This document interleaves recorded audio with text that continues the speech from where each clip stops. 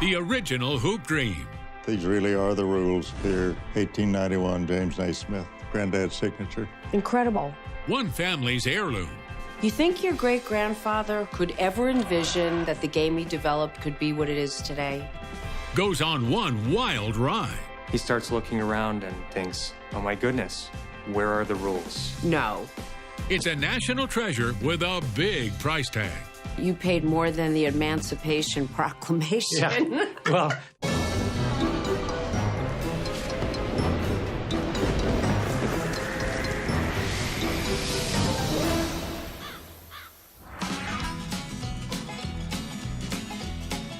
I'm Jamie Colby, and today I'm on the road in Lawrence, Kansas, on my way to the University of Kansas, home of the Jayhawks, one of the most storied teams in all of basketball.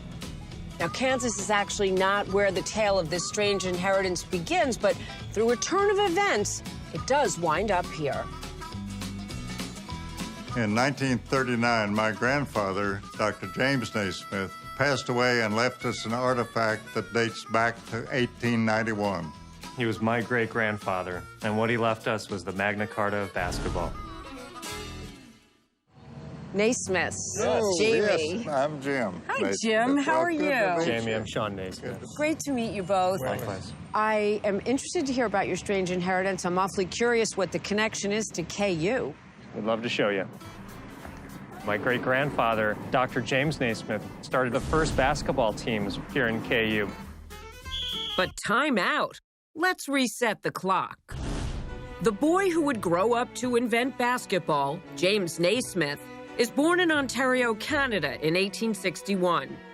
At age 9, he and his brother and sister are orphaned when both their parents die of typhoid fever. The three kids were left with a bachelor uncle. Now, that is not the softest person to be raising three kids on the farm. I know for sure that he just deeply missed his mother. James drops out of school at the age of 15 to work in a lumber mill. By 19, he's working hard and drinking harder. He was in the bar drinking too much, and there was an older man down at the end of the bar who said, "Are you Margaret Young's son?" And he said, "I am." The response was, "She'd roll over in her grave if she saw you now." He made a decision to go back to high school at the age of 20. And after that, to McGill University. James letters in rugby and soccer, while earning degrees in physical education and theology. It's just the resume one employer is looking for. He talked to some people that encouraged him. Said, take a look and see what the YMCA is up to. The why? YMCA, yeah, Young Men's Christian Association. At the time, legions of young men are leaving farm country for cities. They're rowdy and unchaperoned. Jumping into the breach, the YMCA, founded on the principle of muscular Christianity. Its mission, to promote clean Christian living through athletics. The thought was we can teach more through athletics than we can from the pulpit. James's pulpit becomes the YMCA Training Center in Springfield, Massachusetts. In December 1891, he's tasked with creating an indoor activity for a group of young men during the winter. So he dreams this game up? He had to start from scratch. And that's when the thinking started. The light bulb goes on one night, and he's ready to start the next morning. Evidently, he asked the maintenance man there, I need a box. You know, it's something you could put the ball in. And he came back and said, can't find any boxes. I got a couple of peach baskets. For peaches. James hangs one up at each end of the gym, 10 feet high, only because that's where he could get the nails in. He picked up a soccer ball because it was big enough where you had to hold it out. You couldn't hide it. The arched shot came from the little game of Duck on a Rock, a kid's game in Canada. Then he calls the boys in. He describes the first game. He said, I had multiple black eyes, a dislocated shoulder, one guy completely knocked out. But the new game's a big hit. His young men beg to play again, so James tries to civilize it a bit. He types up 13 basic rules and tacks them to a board in the gym. If basketball is your religion, these are the tablets Moses brought down from the mountain. Do you have a copy of those? I've got them in here. So, let me just take a look. Basketball, he has basketball. Yeah. 2 words. Yeah. Evidently, somebody suggested Naismith ball, and he said, I don't think that'll work. A month later, in January 1892, Naismith's basketball rules are published in the Springfield College newspaper. Rule 1 says, the ball may be thrown in any direction with one or both hands. And the game is supposed to be non-contact. There's no shouldering, holding, pushing, tripping, or striking.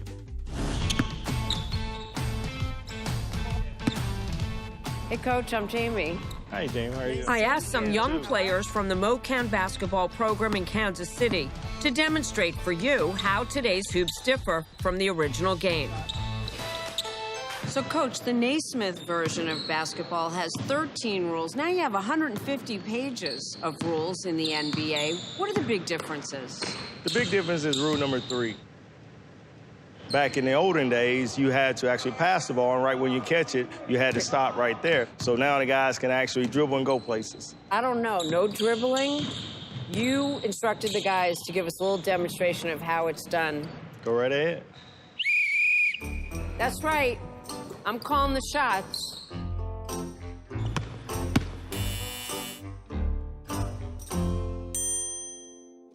At this point, they can't dribble the ball at all. They just have to move and pass. Teamwork's coming to play now. The game's a little bit slower, a little bit harder to get up and down the floor. Right, nicely done. Do you ever think that basketball went in a direction that is different than what it was originally intended? I think it's better now, and it's more entertaining. You think your great-grandfather could ever envision that the game he developed could be what it is today? He saw it change a lot in his lifetime. You know, many rules come into the game. Some he was happy about, some he wasn't so happy about. What was his vision? Was it just about an athletic sport or more? He said building character was something that he strove for, along with athleticism. Building character through athletics. James really spreads that gospel when, after marrying and earning his MD, he joins the University of Kansas as chaplain and PE instructor. It's 1898. His first move, start a college hoops team. Soon, basketball is played at schools across the U.S. and by newly formed professional teams. Naismith even sees his game go global, thanks to the YMCA's Christian missionaries who teach it overseas. Your grandfather must have been a very wealthy man. Wrong. Wait, look at where basketball is today. Multi-million-dollar contracts, endorsements, and the merchandising. Didn't he ever protect his ownership? No, he characterized the game as a gift. But even a Christian can make a buck. Well, that's true, but what was his bottom line? Make the world a better place for having been here. Dr. Naismith said, it's hard to describe to anybody the feeling I get when I'm in a foreign country and I see on some back road a basketball hoop nailed up to a tree. That means more to me than $1 million. Which brings us back to those original rules he wrote in 1891. What did James do with them? He was a woodworker, and he actually built a sideboard, and he kept a little secret compartment that the rules were kept in for many years. Seems he always knew he was on to something. So does his youngest son, James Naismith Jr. In 1931, he gets his aging father to authenticate his 13 rules with a signature. It says first draft of basketball rules hung in the gym that the boys might learn the rules. Mm-hmm. When James dies in 1939, that original statement of the rules passes to James Jr., Jim's father. A nail-biting ride is about to begin. Did he carry it around, the original? He carried around the original rules. He had it insured, though. He did not have it insured. That's next. But first, our strange inheritance quiz question. Who earned the NBA's first $1 million salary? Wilt Chamberlain, Moses Malone, or Larry Bird? The answer after the break.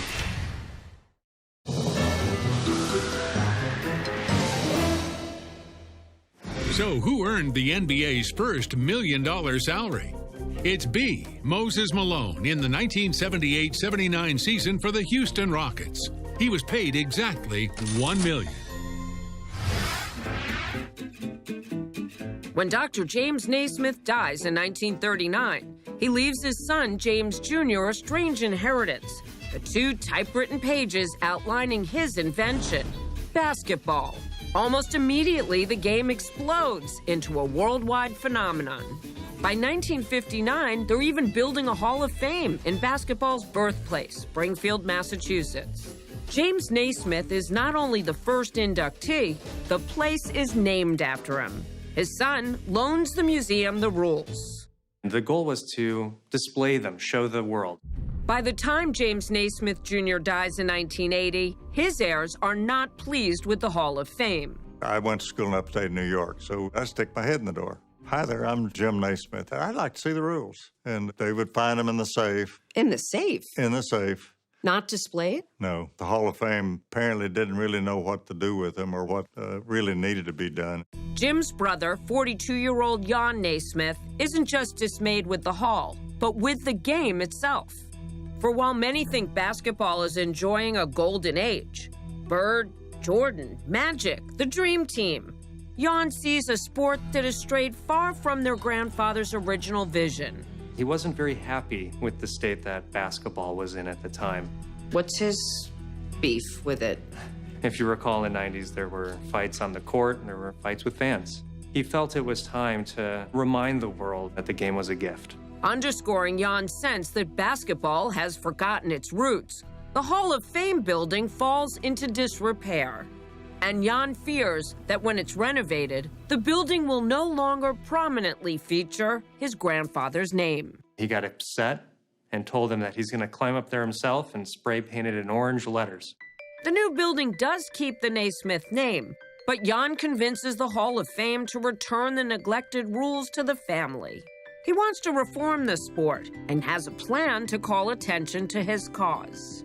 In 1995, he hits the road in this RV with his strange inheritance. What's a better attraction than the original 13 rules of basketball from 1891? Did he carry it around, the original? He carried around the original rules. It was in a gold briefcase. It was fireproof between 2 plates of glass, but it's in a briefcase.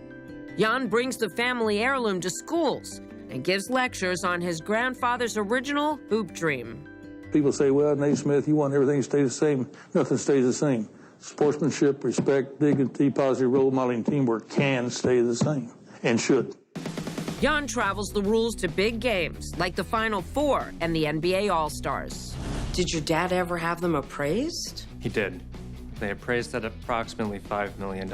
He's driving around with a $5 million appraised document. He had it insured, though. He did not have it insured. That premium would have been about $50,000 a year. So you can imagine Jan's horror on a trip to Kansas City. He starts looking around and thinks, oh my goodness, where are the rules? You're kidding. That's next. Here's another quiz question for you. In 1967, the NCAA implemented which new rule? Added a shot clock, added a three-point shot, or banned the dunk? The answer when we return.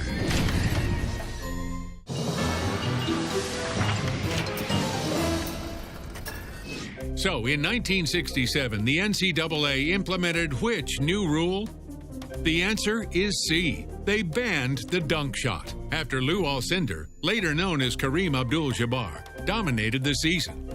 The ban was rescinded in 1976. In 2002, Jan Naismith, grandson of Dr. James Naismith, the inventor of basketball, is on a mission to preserve the game's true legacy in the face of what he sees as its ongoing decline. One of the 12 values that Dr. Naismith saw in the game was sportsmanship. And my dad felt that was the one thing that was really lacking at that time in the game. He spent almost a decade traveling the 13 original rules, which have been appraised at $5 million, to schools and sporting events. Touring the country with a document worth $5 million with no insurance and a gold briefcase. He was a very risk-tolerant person. Just outside Lawrence, Kansas, Jan realizes the rules have gone missing. He finished up a meal, got in his van, and when he gets to Lawrence, he starts looking around and thinks, oh my goodness, where are the rules? No. He called his waitress who gets on the phone and says, you know, Mr. Naismith, I can guarantee you 100% that I saw you walk out with those rules. And he goes back out to his conversion van and starts tearing it apart. Luckily, they were actually in the van. That was a close call. It was a very close call. The scare helps the family realize they can't keep their strange inheritance forever. My brother did talk to me, and he said, in order to properly value and protect, they may have to eventually be sold. And he and I agreed on that. Jan contacts Leela Dunbar, then director of collectibles at Sotheby's Auction House in New York. Her first step, make sure the rules are the real thing. The rules scored a 10 out of 10 because they had come down from Dr. Naismith to his son, to Jan Naismith. Having his signature on it added another layer of documentation and I think added value to it. So, what is it worth? At the time, the priciest sports document is the contract that sent Babe Ruth to the Yankees from the Red Sox in 1919. In 2005, it sold for $996,000. Sotheby's believes the Naismith rules will fetch more. If you're a basketball fan, you could certainly consider them the Magna Carta of basketball. They set the minimum bid at $1.3 million. That's less than the $5 million the rules were once appraised for. The proof will be in the bidding. It's like a horse race. You just don't know how it's going to end. Or where they'll end up. Jim, it's like Fort Knox here. Next. What's your strange inheritance story? We'd love to tell it. Send me an email or go to our website, strangeinheritance.com. Now back to Strange Inheritance. It's December 2010 in New York City. The heirs of James Naismith, the man who invented basketball, are ready to sell the original set of rules that Naismith posted in a YMCA gym back in 1891. The famed Sotheby's Auction House has set the minimum bid at $1.3 million. The auction generated a tremendous amount of excitement. Unbeknownst to the Naismith clan, a Lawrence, Kansas native and KU grad turned Texas billionaire named David Booth is one of the bidders. Well, I was born in Lawrence, and I grew up on Naismith Drive.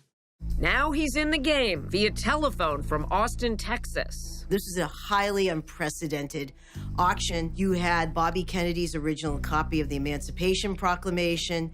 You had the only known flag that survived Custer's last stand at Little Bighorn, and then you had the rules. Talk about competition. The flag from Little Bighorn sells for $2.2 million. The Emancipation Proclamation beats that easily, $3.7 million. You could feel the tension building throughout the other two sales. Then comes Harlem Globetrotter Curly Neal to introduce the basketball rules. The bidding races to $3 million. It's a jump ball between David Booth and one other phone bidder. Did you know who it was? I didn't at the time, but it turns out it's a good friend of mine, David Rubenstein. Rubenstein, also a billionaire, once purchased a 13th century copy of the actual Magna Carta for more than $20 million. About 3.2, you could feel Mr. Rubenstein starting to slow down. He had to think about each bid more carefully. And then the final bid. On my left, $3,800,000. Sold to David Booth. You paid more than the Emancipation Proclamation. Yeah. Well, that's because there's only one original rules. And Emancipation Proclamation, I think, had about a dozen. With the Auction House Commission added in, the price comes to $4.3 million, the most ever paid at auction to date for any sports memorabilia. For the heirs of James Naismith, the man who invented a game that grew into a multi-billion-dollar worldwide phenomenon, it's a long overdue payday. Wait, stop the clock. Yes, there's but seconds left in this strange inheritance tale, but still time for one last twist. Turns out the Naismiths don't cash in. They donate their millions from the sale to a charity that helps poor kids with food, clothes, and basketball courts. It was founded by Jan Naismith, who dies 2 years after the auction at the age of 73. Really good things can be done with money, but Granddad's focus was people. And high bidder David Booth has a surprise, too. He donates the rules to his alma mater and James Naismith's old employer, the University of Kansas. Jim, it's like Fort Knox here. They're keeping it under lock and key, and I can only open it for a few minutes, I'm told. It's been a long time since you It's been a saw long them. time. That's it. It's very emotional. It is emotional. I see here 1891, James Naismith, Granddad's signature. And what is your great-grandfather saying, knowing that they've come full circle and they're back here? Oh, he's cheering somewhere. Speaking of goals, one of the quirks of the original game of basketball was that the baskets had no holes in the bottom. So every time somebody scored, you had to climb up there with a ladder and fetch the ball. This was obviously annoying, so somebody figured out a way to build a better basket.